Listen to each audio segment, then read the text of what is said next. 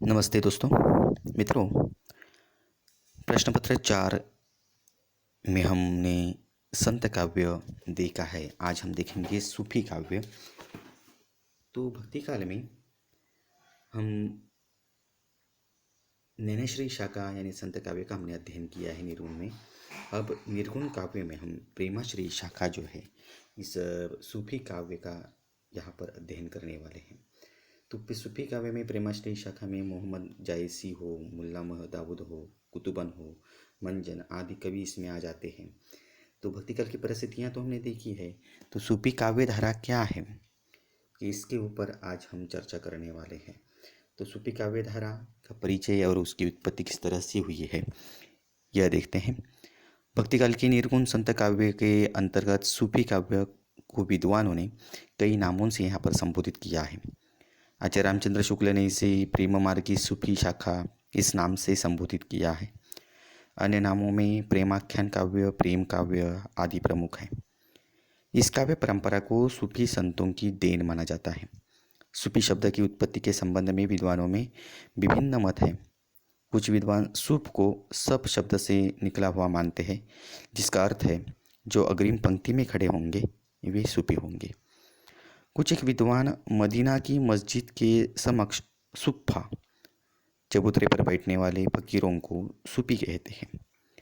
सूफी शब्दों की सूफिया का रूपांतर माना गया है। कुछ विद्वानों ने सूफी शब्द का संबंध सफा से जोड़ा है, जिसका अर्थ है पवित्र और शुद्धता। कुछ ने तर्क संगति के आधार पर सूफी शब्द का संबंध सूफ अर्थात ऊन कपड़े से माना गया है। शुक्ल जी ने भक्तिकालीन हिंदी साहित्य की इस प्रेमाख्यानक परंपरा को फारसी मसनवियों से प्रेरित माना है। इस काव्यधारा के प्रमुख प्रवर्तक जो है वह मलिक मोहम्मद जायसी जी हैं। तो इसके प्रमुख कवि जो है इस काव्य के, तो सूफी काव्य के प्रवर्तक जो जायसी माने जाते हैं। यह निर्गुणोपासक कवियों की दूसरी शाखा है। सूफी कवियों ने प्रेम कथाओं के लौकिक प्रेम के माध्यम से अलौकिक ईश्वर की उन्होंने व्यंजना की है, भक्ति की है। भक्तिकालीन निर्गुण सूफी कवियों में जायसी हो, कुतुबन हो, मंजन, शेख नबी, कासिम शाह, नूर मोहम्मद आदि कवियों ने प्रेम मार्गी काव्य को विकसित करने में अपना जो योगदान दिया है वह बहुत बड़ा है। यह सभी प्रमुख कवियों का परिचय संक्षिप्त में हम देखते हैं, जिसमें मलिक मोहम्मद जायसी जी है। जायसी जी प्रेमाख्यान काव्य के प्रमुख कवि माने जाते हैं। उनके जन्म के संबंध में विविध मतभेद हैं। अंतर साक्ष्य के आधार पर जायसी का जन्म जो है वह 1495 माना गया है। रायबरेली में जायस नगर में इनका जन्म हुआ था। जायस नगर में जन्म लेने के कारण ही ये जायसी कहलाने लगे। इनके पिता का नाम मलिक शेख ममरेज या मलिक राजे अशरफ था।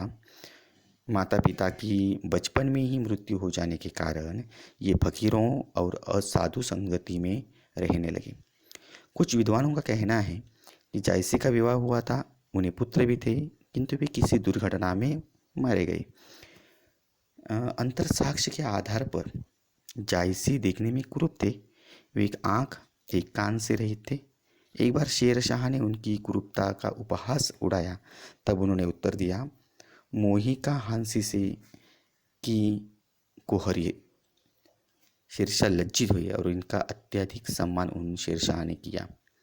इन्हीं काल में इनके कई शिष्य बन गए थे। शिष्य पद्मावत के पद्य गाकर भिक्षाटन करते थे। एक दिन ऐसा ही चला, अमेठी में नागमती का 12 मासा गीत वो गा रहे थे। तो जायसी ने अपनी रचनाओं में ठेठ अवधि के पूर्वीपन को उन्होंने अपना लिया था। जायसी की भाषा जो है वह प्रसाद और माधुर्य गुण से परिपूर्ण है।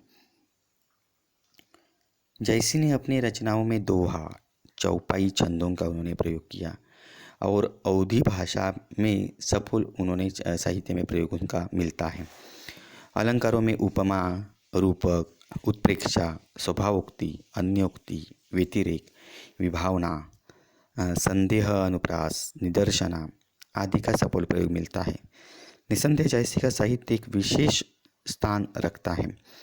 अन्य सूफी कवियों में यहाँ पर सूफी कवि आ जाते हैं, जिसमें कुतुबन का समय जो है वह 1493 माना जाता है। वे शेख बुरहान के शिष्य थे। उन्होंने मृगावती प्रेमाख्यान की रचना की। इसमें चंद्रनगर का राजकुमार कंचनपुर की मृगावती की प्रेम कथा इस काव्य में वर्णित है। कवि मंझन ने 1545 में मधुमालती लिखा। इसमें कनेसर नगर के राजकुमार और महारस नगर की राजकुमार मधुमालती की प्रेम कथा है। कवि उस्मान जहांगीर काल के कवि थे। हाजी बाबा उनके गुरु थे। उस्मान ने चित्रावली नामक प्रेमाख्यान काव्य लिखा है। तो इसी तरह इन साहित्यकारों ने साहित्य सृजन करने का कार्य उस काल में किया है।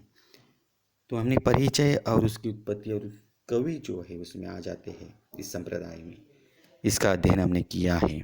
अगली दशका में हम देखेंगे उसकी विशेषताएं किस तरह की है।